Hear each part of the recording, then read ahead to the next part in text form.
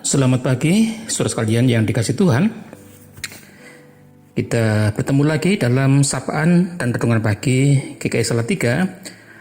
Hari ini Selasa tanggal 1 Juni 2021 bersama saya Pendeta Emeritus Iman Santoso. Sebelum kita membaca dan merenungkan firman Tuhan, mari kita bersama-sama berdoa. Ya Tuhan, kami bersyukur untuk hari baru anugerah Tuhan. Terima kasih Tuhan telah menjagai kami sepanjang malam ketika kami beristirahat. Dan sebelum kami beraktivitas sepanjang hari ini, kami ingin mendengarkan sabda Tuhan. Kiranya sabdamu ini akan menerangi hati dan pikiran kami, dan kami boleh menjalani kehidupan kami sebagaimana yang Tuhan kehendaki. Kami siapkan hati kami bagi firman-Mu, bersabdalah kepada kami ya Tuhan, kami mau mendengarkannya. Kami berdoa dan mengucap syukur di dalam nama Tuhan Yesus, Tuhan dan Juru Selamat kami. Amin. Bagian sabda Tuhan yang mau kita baca dan renungkan akan saya bacakan dari Injil Lukas pasal yang ke-12. Saya bacakan ayat yang ke-16 sampai dengan yang ke-21. Demikian sabda Tuhan. Kemudian ia mengatakan kepada mereka suatu perumpamaan, katanya, ada seorang kaya, tanahnya berlimpah-limpah hasilnya. Ia bertanya dalam hatinya, apakah yang harus aku perbuat? Sebab aku tidak mempunyai tempat di mana aku dapat menyimpan hasil tanahku. Lalu katanya, inilah yang akan aku perbuat. Aku akan merombak lumbung-lumbungku, dan aku akan mendirikan yang lebih besar, dan aku akan menyimpan di dalamnya segala gandum dan barang-barangku. Sesudah itu aku akan berkata kepada jiwaku, jiwaku, ada padamu banyak barang, tertimbun untuk bertahun-tahun lamanya. Beristirahatlah, makanlah, minumlah dan bersenang-senanglah.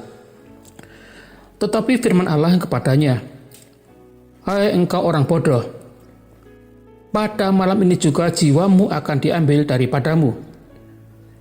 Dan apa yang telah kau sediakan untuk siapakah itu nanti?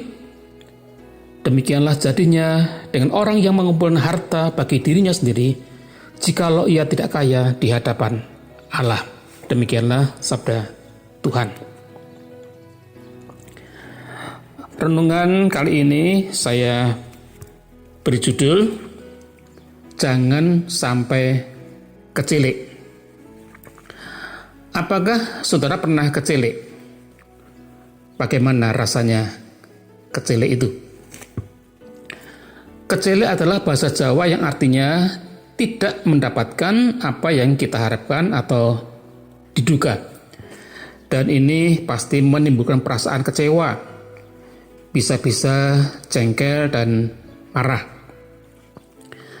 Contoh dari kecilik ini misalnya saja, kita ingin makanan tertentu dan kita tahu warung yang menjual makanan itu yang terkenal enak dan murah. Lalu kita pergi ke sana, tetapi ternyata warung itu tutup. Itulah kecilik. Kita kecewa, yang kita harapkan tidak tercapai. Nah, saudara, bila hanya kecilik semacam ini tidak fatal akibatnya. Besok-besok kita masih bisa beli atau kita mengganti makanan lain. Tapi bagaimana bila kita kecilik untuk sesuatu yang sangat penting, yang menentukan mati hidup kita, seperti dalam firman Tuhan pagi ini. Firman Tuhan hari ini adalah pengajaran Tuhan Yesus yang disampaikan melalui sebuah perumpamaan. Nah, menarik untuk memperhatikan bahwa judul perikop ini oleh LAI diberi judul Orang Kaya yang Bodoh, bukan orang bodoh yang kaya.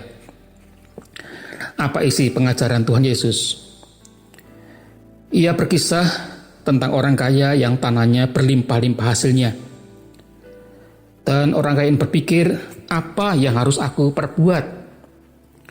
Kemudian dia berkata, Aku tidak punya tempat di mana aku dapat menyimpan hasil tanahku. Ada banyak yang ia ingin kerjakan. Lalu ia ingin merombak lumbung-lumbungnya, mendirikan lebih besar, dan menyimpan di dalamnya segala gandum dan barang-barangnya. Dan kemudian dia merasa tenang, ada banyak barang. Dia berkata kepada jiwanya, "Jiwaku, ada padamu makanan berlimpah-limpah bertahun-tahun. Beristirahatlah, makanlah, minumlah, dan bersenang-senanglah." Bagus bukan? Ia adalah orang kaya, dan ia punya rencana hidup yang baik. Ia tidak hidup sembrono. Ia bisa hidup hemat, tidak berfoya-foya, dan dia bisa berharap hidup tenang di masa depan. Apa yang dikatakan Tuhan Yesus selanjutnya? Ia berkata, "Hai kamu orang bodoh.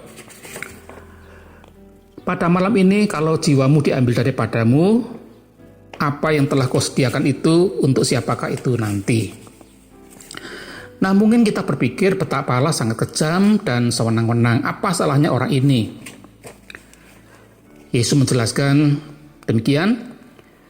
Demikianlah jadinya dengan orang yang mengumpulkan harta bagi dirinya sendiri, jikalau ia tidak kaya di hadapan Allah. Nah, agaknya orang ini dikecam bukan karena dia kaya, bukan karena dia punya rencana hidup yang baik, tetapi karena ia melupakan Allah, tidak memberi tempat dan perhatian kepada Allah sama sekali. Pikirannya hanya tertuju kepada diri sendiri saja. Kalau kita perhatikan dalam ayat-ayat yang sangat pendek itu, ada 14 kali kata ku, semuanya berpusat pada aku. Dan inilah yang diperingatkan oleh Tuhan Yesus. Tuhan Yesus memperingatkan agar dalam hidup ini orang tidak hanya memikirkan diri sendiri, tetapi juga Tuhan dan sesama tentunya. Nah, orang ini kecelik. Merasa arah hidupnya sudah benar, tetapi ternyata keliru. Tentu firman ini hendaknya membuat kita merenungkan apa sebenarnya arti dan tujuan hidup kita. Apa yang ingin kita dapatkan dan kita raih dalam hidup ini? Apakah harta yang banyak? Jangan-jangan tanpa kita sadari ini yang kita harapkan. Sehingga segenap waktu, pikiran, usaha kita tertumpah di situ. Atau barangkali kita berpikir yang paling penting adalah jabatan, atau popularitas, atau nama baik, atau kebahagiaan, atau apa yang lain. Apapun itu, renungkan. Jangan sampai semuanya itu hanya berpusat pada diri kita sendiri, sehingga tidak ada tempat dan perhatian kepada Allah dan juga sesama. Biarlah firman ini mengajar kepada kita agar kita jangan sampai kecelik. Amin. Mari kita berdoa. Ya Tuhan, terima kasih untuk firman-Mu pagi ini, dan kami akan segera melakukan aktivitas sepanjang hari ini. Ada banyak hal yang penting yang harus kami kerjakan, rencana-rencana dan harapan-harapan kami.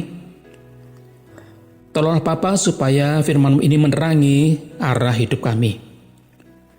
Apapun yang kami rencanakan dan kami kerjakan, biarlah itu tidak berpusat pada diri sendiri, sampai-sampai kami melupakan Tuhan dan sesama. Bimbinglah hidup kami ya Tuhan senantiasa. Di dalam nama Tuhan Yesus kami berdoa. Amin. Selamat bekerja, selamat beraktivitas. Tuhan memberkati kita. Sehat selalu.